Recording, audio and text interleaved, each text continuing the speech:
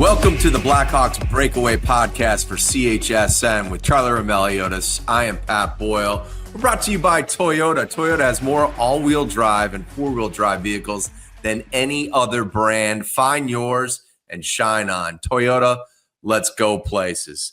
Let's go to Wrigleyville, where the Hawks were part of their 7th outdoor game in the Winter Classic. They fall 6-2 to St. Louis. It wasn't just the fact that they fell to 1-6 now in these outdoor games. It's how they did it, Charlie. Dug themselves an early 2-0 hole on 2 power play goals from the Blues. And now they have lost 3 consecutive games by 4 or more goals for the first time since 1987. Oof. Yeah, it's not the podcast I was hoping to do to ring out or enter 2025. All the talk leading up into the Winter Classic was Nick Foligno saying they were hoping that this Winter Classic could be sort of a springboard for the second half of the season for Chicago. And it was an opportunity to kind of put the losing streak in the rearview mirror, that like a win in an environment like this can kind of just help negate that sort of losing streak, or just kind of change the tone and the mood around the locker room. And you mentioned it was not the fact that the Blackhawks lost this outdoor game. It was the fact that there was such buzz leading up to the event. There's so much work that goes on behind the scenes. You know, the Hawks are on a losing streak. You know, I was driving into the city. It was like 10 o'clock in the morning and people were already out in their jerseys. It's like a whole spectacle. And even the day before, Pat, we were both at practice. I mean, walking into Wrigley, I mean, it was just so magical. The sun was beaming. The families were on the ice for this family skate. And it was just this whole encompassing the entire few days of the event. And then you see how the intros, the Smashing Pumpkins concert, the way Jim Cornelison sang the national anthem, it was just so perfect. And then the frustrating part was this game felt over by the second period. And it's like everyone in the building was hoping just for a competitive game. And I bet you if you ask St. Louis, I'm sure they're happy about the win, but it probably dampened that too, where they're like, you know, you're going to remember it if you're a Blues fan. But I think everyone just wanted to see the sport of hockey being elevated on the stage. And if you were a casual fan too, you're probably like, all right, game's over by the second period. And it was just disappointing the way it all shook out, and it just kind of sucked the energy out of the stadium. You know, I went to the 2009 Winter Classic as a fan, and it was a spectacle. It was cool. But how this event has grown over the years, and how, you know, from 2 blocks away, there's a fan interactive area, which is like humongous. And there were the fans were there from all over North America wearing their favorite team sweater, spending thousands of dollars to come here, spending hundreds and hundreds of dollars on tickets, pouring millions of dollars into our city. The people behind the scenes, like that was the earth-shattering thing about going to Wrigley on Monday, Charlie, was the cast of literally thousands of people that are setting up outside, whether it's a TNT area, whether it's the band area where the concerts were going to be held, whether it was the air checks inside for the concerts that were going to be inside, the pyrotechnics, all the people behind the scenes, all the NHL staff, all the Blackhawks employees that took part in this, and Blues. It is literally a year-round play. It's almost like when you put together a wedding, all the time and effort that goes into that, and all the nuance, the little things you think about. Oh, I want to try this. Let's do this. We'll spend money on that. And everything is done, and everything is ready and buttoned up and ready to go. And the groom face plants on the way down the aisle. That's kind of what this felt like, the perfect setup and an opportunity that doesn't come along very often. It's come along quite a bit for the Blackhawks, and I'd be surprised if it came along anytime soon. But it came along because Connor Bedard is in the fray. And even though this team is in a rebuild, they were going to give this team an opportunity to shine on the biggest stage that the NHL has in the regular season. And that was the theme of my our last podcast. Understand this is a privilege, that you is an honor for you on a team that's near the bottom of the standings to be put out in front of the world like this. And I don't know if I expected a different team to come out of that Cubs dugout, but I didn't expect it to be over as quickly as it was.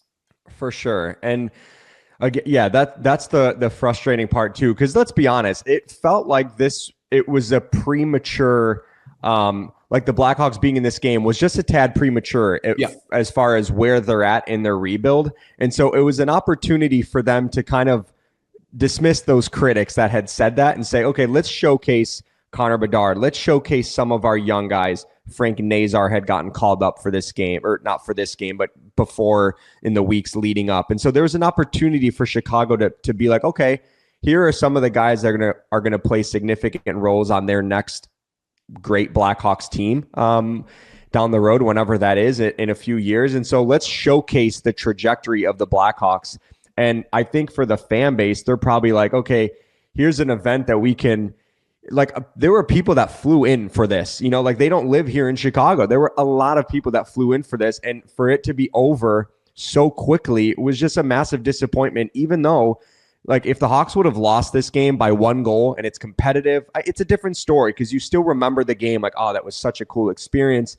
But for it to turn so drastically the other way so quickly, I mean, it just deflated the building or the stadium so quickly. And it was just that was the frustrating part for me, because it almost overshadowed a little bit the spectacle that it was. Yeah, no, it did. It quickly pulled the rug right out from underneath you, and you weren't able to enjoy everything that you were watching as much because you're like, man, they're down and out, and this thing is over in the second period. And to me, driving down in the morning, I thought the biggest concern was going to be the weather. And that was the least of my concerns. It turned out the play of the Chicago Blackhawks. Listen to the captain. And I mean, this guy's been absolutely positive and so important to the culture of this rebuild. But listen to his words after the 6-2 loss to the Blues in the Winter Classic. No, it was unbelievable. Yeah, I mean, there's one thing, Chicago knows how to celebrate sports, and our fans did not disappoint today, and the way it was set up, and I think that's what makes it so damn difficult right now, is that it's just embarrassing to lose 6-2. An environment like that at home, our fans deserve better, and it's in this room to figure it out, because that is 3 games in a row where it's not good enough, and I don't know. I really wish I had an answer for you right now, because that's on this stage with the excitement that we had before the game. Thought this was going to be a turning point for our club, and obviously it wasn't. I mentioned you of having to say that. Yeah, I'm sorry. I'm really tired of it, honestly. So I look at myself and what can we do different, and I think every guy has to do that because it's just not working. So the old cliche, and at some point the fans are going to be tired of hearing it, you guys are going to be tired of hearing it, and we're going to be tired of saying it. So it's doing it, and it's just understanding how hard you have to play and how committed you have to be to winning hockey games. And we can't be behind the 8 ball in the start of the game. It's just, and it's not pointing fingers, it's just being a pro. It's just understanding you can't give a team in that game, each team was looking for momentum. We give it to them right away, right? And and then we're not a team right now that's built to withstand being down 2, and we can come back, and we kind of made a game of it, but then boom, they get some seeing eye shots. We're not committed to blocking shots, helping Peter. You can't see those pucks are going through you can see how dark it is in behind the glass. So when he sees those shots coming, you lose it for a second, and it's things we didn't do. We didn't capitalize on our chances as well. We definitely had chances to tie the game, to score, and you got to look in yourself and say, I got to do more, right? So.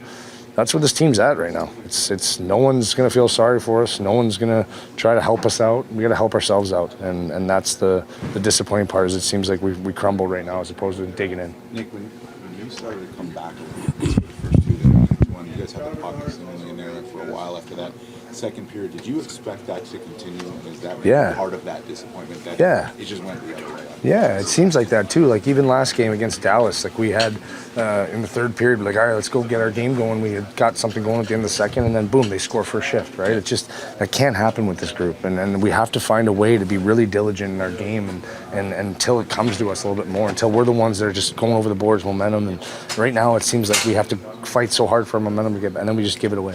As opposed to making that team have to earn it. And, tonight it was just disappointing, especially in this environment where we battle back and we get that shorthanded break and we don't get it in, but okay, they can't come back and score one on you. And that's where we're fighting through right now. And, it's going to have to be figured out in this room. Man, that's as frustrated as I've heard Nick Foligno, Charlie. I mean, an embarrassment. You could tell that, and a lot of, what Connor and other players said, Taylor Hall, they echoed some of the same things that you heard from Nick Foligno. You could tell they really were embarrassed by the performance and, it happening like this on that stage. For sure. The tune was definitely the same across the entire locker room for Chicago. And the thing that stood out to me, Nick Foligno saying, like the fans are sick of hearing it from us. We're tired of saying it. And at some point the media is going to be sick of it. So it's like all these things that's like, they're tired of it. We're tired of it. Fans are tired of it. It's all about action at this point. And even Pat Maroon, I think earlier today, he was on the Daily Faceoff podcast and he was saying, it was such a letdown because when the season comes out, that's the one game that you circle on your calendar. Like that is the Super Bowl. And Pat Maroon, who's won 3 Stanley Cups, obviously in this league, he basically said he said this. He said walking into the locker room after the game felt like we just lost a Game 7. And for him to say that, it's like I think he understands the magnitude of what that meant for the city of Chicago, but also for the Blackhawks organization. As the rebuild kind of tries to take the next step, it's an opportunity for the Blackhawks to just showcase what will be in the future. And it was just a total failure on the players' part to perform the way that they did. And I think moving forward, I'm not sure how you move forward from this because this is the game that if you win this game, it kind of negates the 4-game losing streak and you have something to draw back on. But for them to perform the way they did, and oh, by the way, it was the 5th consecutive loss now, it's like, how do you move forward? Because there's nothing really on the calendar the rest of the season where you can get incredibly excited about or feel like it's a springboard. This was the opportunity to have it be a launching point. Also send a message to the rest of the league, maybe potential free agents that, hey, look, we're not as bad as what it looks like in the standings. We've got some talent here. And when you come to Chicago, you get opportunities to be on the stage that those players were on. Like you said, premature, but the reason why they get the opportunity like that is because this is a world-class city and it's an iconic venue and they're able to put on a show like they did despite the one team that basically was out of it in the first 20 minutes to the first 30 minutes of the game. It was clear, too, that not only were the players fed up with it, the fans, God bless them for spending their money. And like they've been great at the United Center this year. It's been a wacky schedule, and they continue to pile in there and spend their hard-earned money. And but it's clear also that management had seen enough. And there have been several reports that, Spit It and Chicklets, Daily Face-Off, what have you, that, Kyle Davidson went into that Blackhawks, we'll call it Cubs clubhouse, locker room, whatever you want to call it, Winter Classic headquarters for the Blackhawks, and let them have it after that performance. And I think some of what you heard from the players was their reaction and some of the talking points that Kyle had said when he addressed the team after a very disappointing Winter Classic performance. Yeah, that's exactly it. And I think the Taylor Hall showing a lot of emotion after the game, just being extremely disappointed with the overall effort, and him basically saying, I didn't expect that performance tonight by us. And the emotion by Nick Foligno and Connor Bedard saying we got dog walked. And you could tell he was frustrated by some of the questions as well in that post-game media scrum. And so, even Anders Sorensen was talking, like his first answer to his post-game press conference was like, yep, we're sour. It was just straight to the point. That was his one-word answer. And so not surprised that Kyle went in there after the game and the collective players kind of relayed that message of what they felt, but also what the organization as a whole was feeling after a night like that. It's tough. And I've been really wrestling with this over the last 24 hours, like since everything was going on. It's like, okay, so what's the solution for the Blackhawks to move forward? Because they can't, they changed the coach, right? And they got a little bit of a spark. And I do think there have been some improvements. Like if you look at some of the underlying numbers, there have been metrically, they're taking strides. Here's the stride that they have taken a significant step back since the coaching change is they're dead last in goaltending and save percentage since Sorensen took over. And so if the Hawks can somehow find a way to get back into the middle of the pack in goaltending, I feel like these losses won't look as terrible. Again, not to place it on the goaltending, but when you're getting goaltending that was up in the upper echelon of the NHL and the pendulum totally swings the other way, it's going to mask, or it's going to magnify a lot of the flaws on the roster. And so, I was just thinking, like, going into the trade deadline, I know the Hawks are probably going to have potentially some sellers for Martinez or Maroon or whatever. It's like, I know going into the summer, you're going to try to look to add, but I think they have to add the kind of players that want to play a speed type game versus kind of like slow it down. And so it's difficult because I don't think there's an easy solution.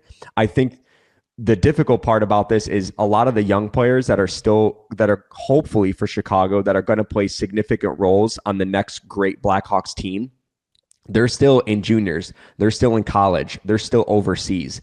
They might not even be drafted yet. Like the Hawks are going to get another top pick, it looks like, this year. And so that player might turn into something. So patience definitely still has to be preached in some way. I understand the urgency of not wanting to be in the bottom of the NHL standings, but I think the Hawks would do more harm if they tried to fast track this more than if they said, okay, we have to see what we have in our younger players. But at the same time, you're trying to couple the younger players with some complementary type pieces for the short term. So it's a really difficult balance to find, but it's not fun if you're Chicago right now. And that's where I think fans are like, man, we weren't expecting it to be this bad this year. Yeah. So along those lines, we were at practice on Thursday, and I've said Jason Dickinson is pound for pound the best soundbite in the Blackhawks dressing room. Just speaks from the heart and lays it on the line each and every time. And he was asked about this not only losing streak, but the blowouts that they've had these last three games, and culminating with the 6-2 loss to the Blues at the Winter Classic. And here are Jason Dickinson's comments about the mental hurdles that this team has been going through, especially with the losing.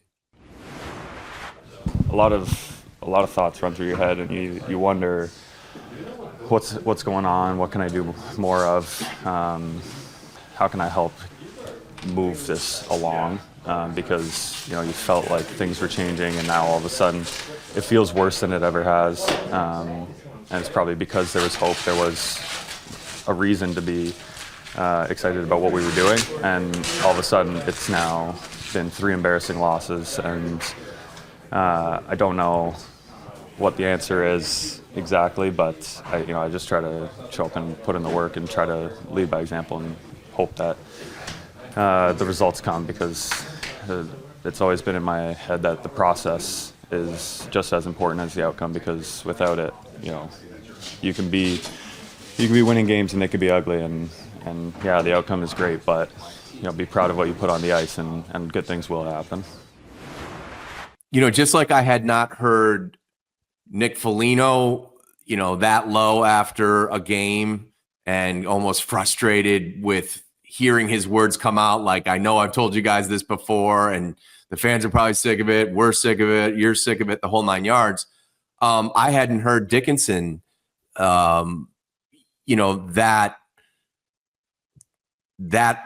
down as far as where this team is at. What was your takeaway as you were listening to it?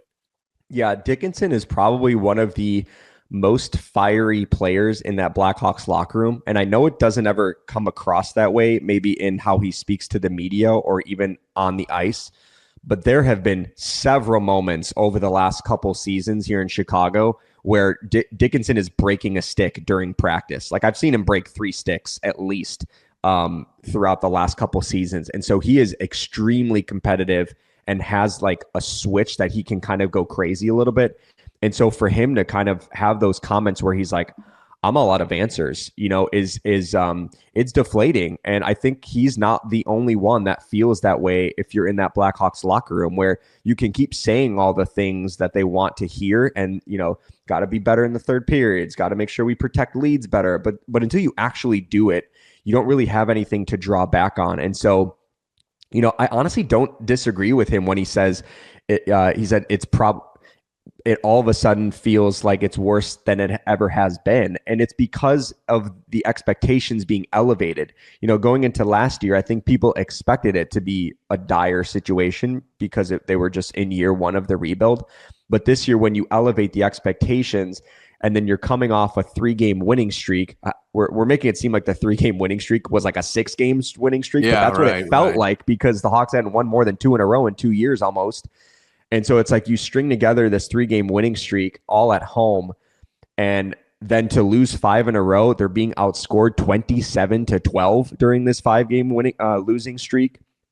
And remember the stat that we were tracking all season long, the wins, or the third period of the Blackhawks leading, trailing, within 1 at any point in the third period. Hawks were 34 of the first 35 games. They were in that category of leading, tied, trailing, within 1 of the third.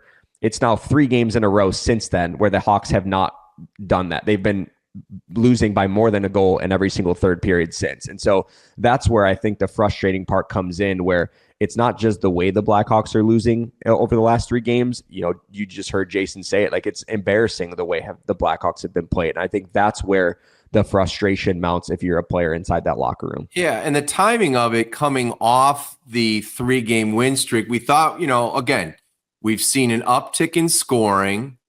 We've also seen an uptick in goals allowed. Now, some of that is goaltending. Some of that, the PK wasn't as stellar as it has been the last game, certainly. We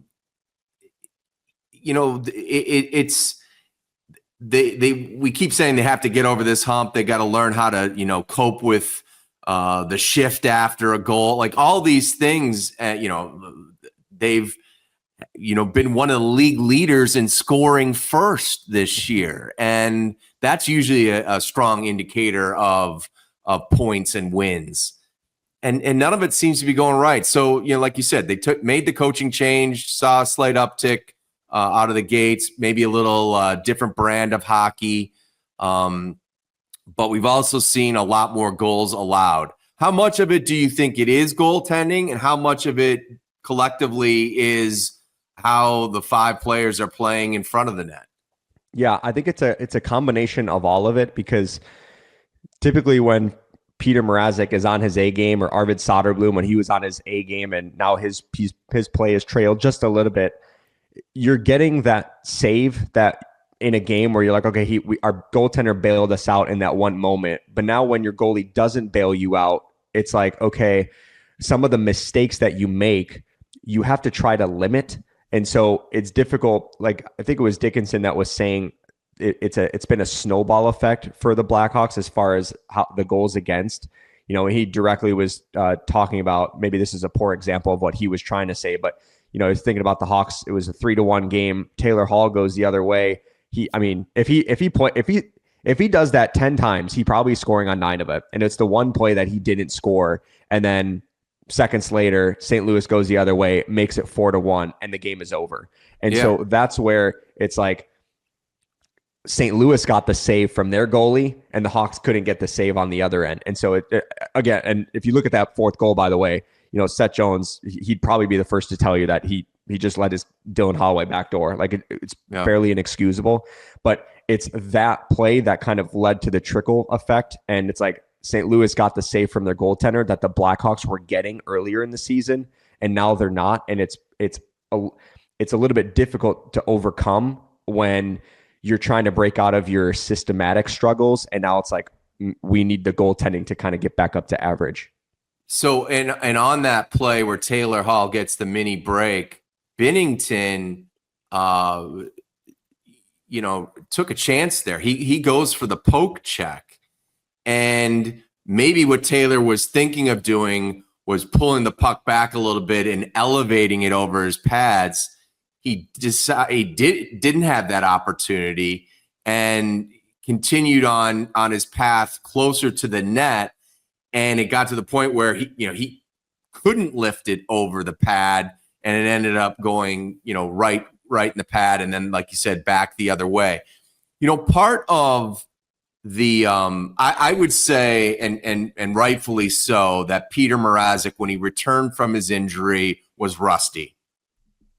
I would also say that, Soderblom probably had 1 or 2 rougher starts in that span. I think he had been leaned on probably a little bit, and we were seeing a little wear and tear for his use. It also, Mrazek returns when Seth Jones is returning. And you're not going to get a ramp-up opportunity if you're a netminder. It's not like, we're going to take you off special teams and we're just going to have you go out there in the first and, half of the second period, and we'll work your way in. It's sink or swim time. I almost feel like those 2 players are such vital players and play such huge, important minutes that when they were inserted back in the lineup, they were inserted like they were playing well before their injury. And both of them have had this rust curve or what have you, combination, the team not playing great in front of them, but they certainly have not been themselves. And it was kind of the perfect storm of the 2 rejoining the lineup together, being asked to do what they had previously done before the injury, but maybe their bodies and their mind and everything else wasn't quite up to speed. Right. It's tough because when you're a guy like Seth Jones and you play as many minutes as you do, you think you can just go back out there after missing 5 weeks or whatever it was, and you just want to play your normal minutes again. Right. But there maybe in hindsight should have been more of a little bit of a ramp up period. And I think they did put Seth on the second pairing when they started, but I don't read too much into the pairings anymore, because when I look at the end of the game, I'm like, the minutes indicate kind of where everyone is slotted in at. And I wonder too, Pat, just kind of a side note, Connor Murphy missed practice today because of a groin injury, and he had a maintenance day on the practice of the Winter Classic. He ended up coming out, joined the team for the team picture, then he left the ice. I wonder how much, if that was an indoor game on New Year's Eve, I'm wondering if Connor misses that game, if Murphy just probably wouldn't have played. And so I wonder if him being hampered in that way also kind of was a little bit of a detriment to the overall team defensively, because he probably was not nearly 100%. No, and also, so then you lean on guys like Crevier and Nolan Allen, and right, they made some costly mistakes early on in that game. I mean, it handed the Blues a ton of momentum. So yeah, if Martinez is ready to go, one of those players is likely out of the lineup, and maybe his experience, because at that point Martinez is the most experienced outdoor game player on the Blackhawks. I think maybe on both teams.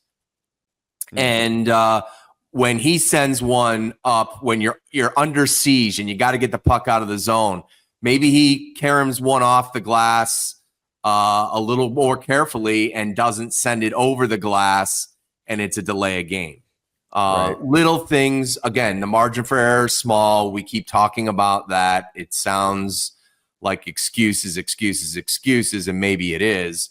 So, I was actually thinking about this call up happening before today. Colton Dach is going to make his NHL debut Friday night at the United Center against his brother and the Montreal Canadiens. So I love that subplot to this. And we got to see Kirby and Colby and Colton were able to have dinner last night because the Canadiens are already here in Chicago. So that was cool. And his dad will be here as well. And his mom is over in Europe with their daughter who's playing hockey over there. So it's going to be a Dach versus Dach, and it's going to be Colton's NHL debut. But I like the type of play that he brings.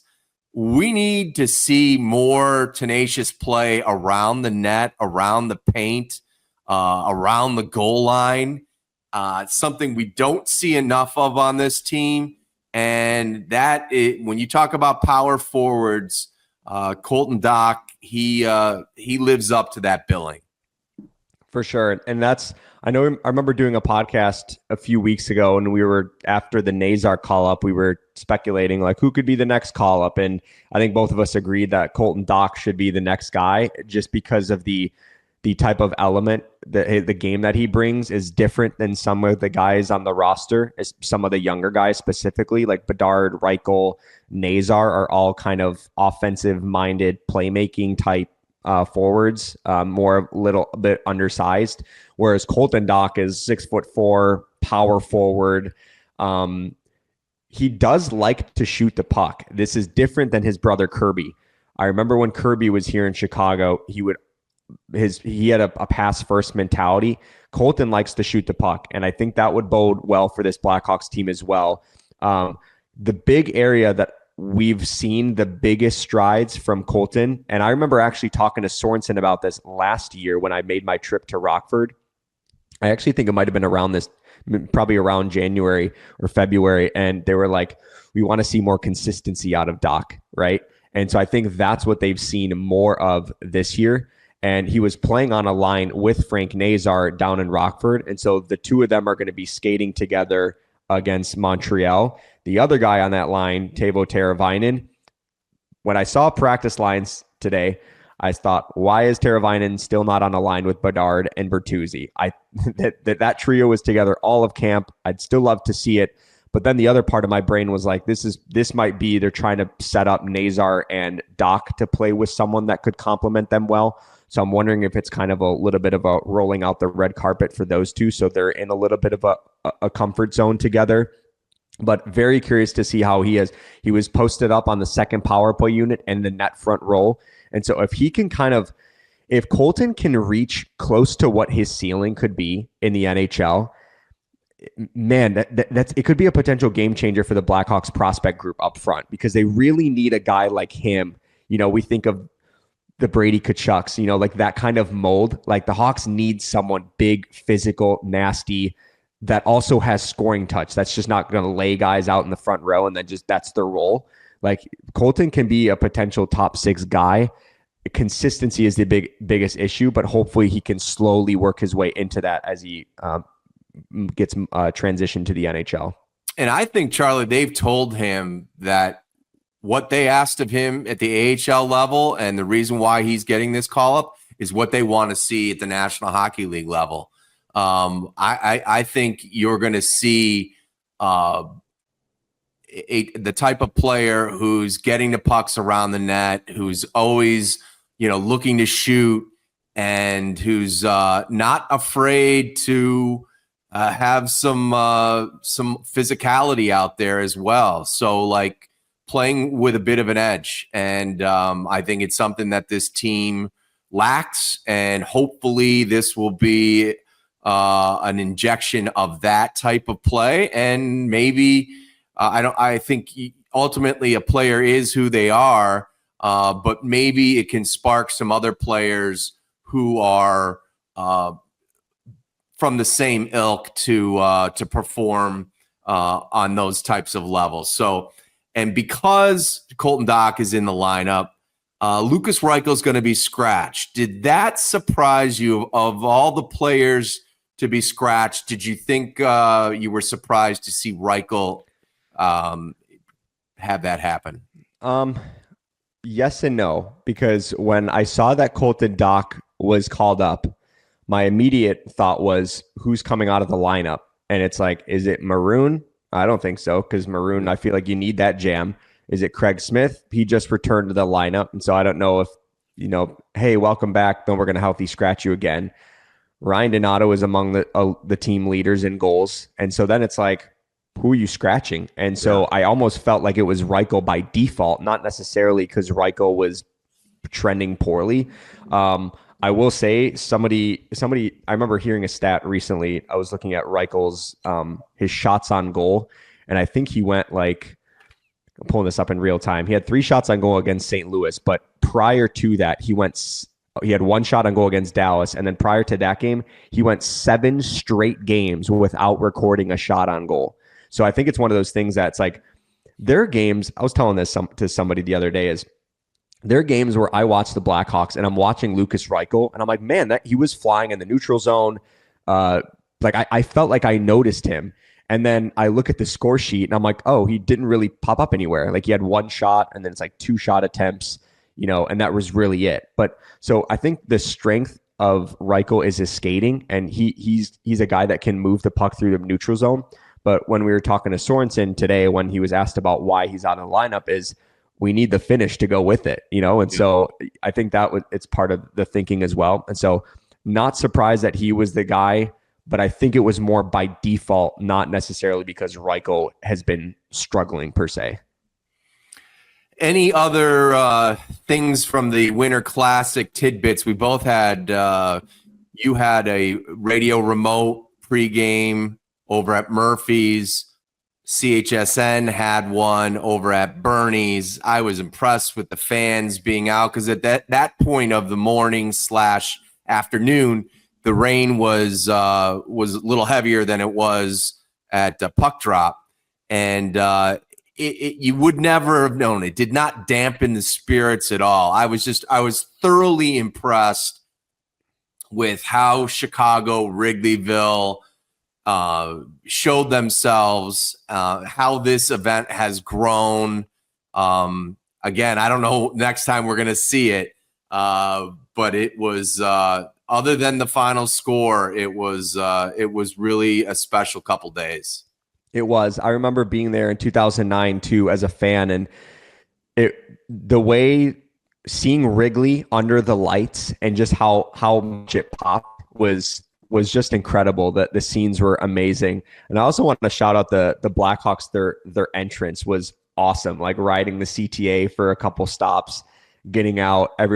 All the players had their attire on and representing a charity or a cause that's really important to them. And so again, it was like all these cool viral moments, and then the game happened and you're like, oh no, like why did this have to happen? Because it was like all these very cool moments that just throughout the last couple days, even the practice day, just felt like it soured when the game happened. So it's hard to compartmentalize the two, like how the spectacle versus the result. But I try to put myself in real time of when I was experiencing the intros and first period. It was like, wow, this is such a cool event. And so hopefully you can bottle that up and just kind of take that and remember it from that game. So 2 more Original Six matchups. Friday, Montreal comes to town, and by the way, they've been playing great hockey. And then on Sunday, I would say train wreck, but I feel like I'm in no position to call anybody a train wreck. But the dumpster fire that is the New York Rangers will be at the United Center on Sunday. Yeah, and the Hawks they beat their New York Rangers for Anders Sorensen's first win in New York, so maybe they can do that again. Although I will say about Montreal, they are playing well as of late, but I almost feel like there's kind of a correction coming, and so maybe it starts with Chicago because the Hawks need some positive juju too. All right, let's hope Colton Dach's NHL debut is a memorable one, and that the United Center's in a lather on Friday night, and then that will go into Derrick Rose's night on Saturday at the United Center. It was cool to see him rinkside at Wrigley Field. Did you get to see the mic'd up stuff that was on social media with Derrick and his son?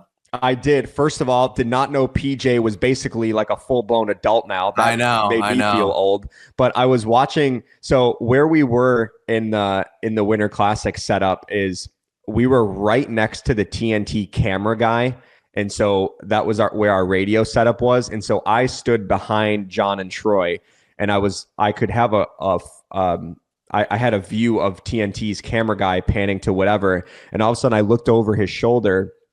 And he was zooming in on some guy in the glass. And I'm like, is that Derrick Rose? And sure enough, like 5 seconds later, Wrigley's Jumbotron, and it was on TNT as well. It was like, everybody, here's, not Derrick Rose or whatever. And I saw Derrick Rose's face. He didn't realize that he had gotten announced, or like he heard his name, but because the Jumbotron was behind him, he looked confused as to what was happening. And then PJ was like, turn around, Dad. And then he turns around, and it was hilarious. And it's funny. So they put out that dialogue right before he's announced, and PJ is giving his dad hell for first of all, Derrick's trying to explain to him a little bit about hockey and how physical it is and how long these guys, and he's saying and Gretzky played 20 years and all. He goes, and then PJ is saying stuff like, they don't really care about you or something like he was giving him shade. And I'm like, that's like every dad gets shade from their kid. But then sure enough, right after he had thrown the shade, you hear this, ladies and gentlemen, Derrick Rose, and then the MVP. And I felt like going, all right, PJ, Dad still got it. Yeah. I'm always going to be the MVP.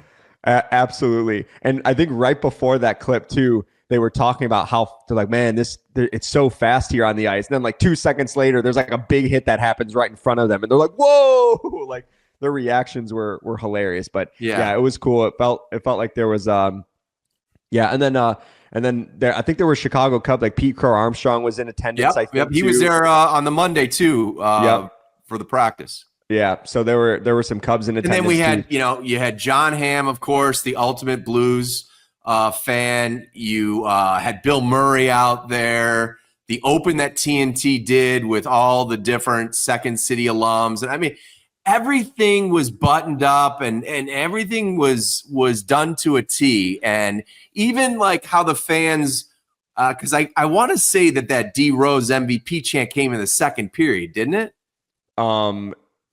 I think so. Yeah. Yeah. And I was like, here's the game. The game's not going well. And there's still the party wasn't going to be ruined. And they didn't have a bad attitude about anything. They were going to make the best of the situation. So again, kudos to the Blackhawks fans. Kudos to NHL fans that went to that game. The show was there. Unfortunately, the Hawks just didn't have it. So anything else as we exit?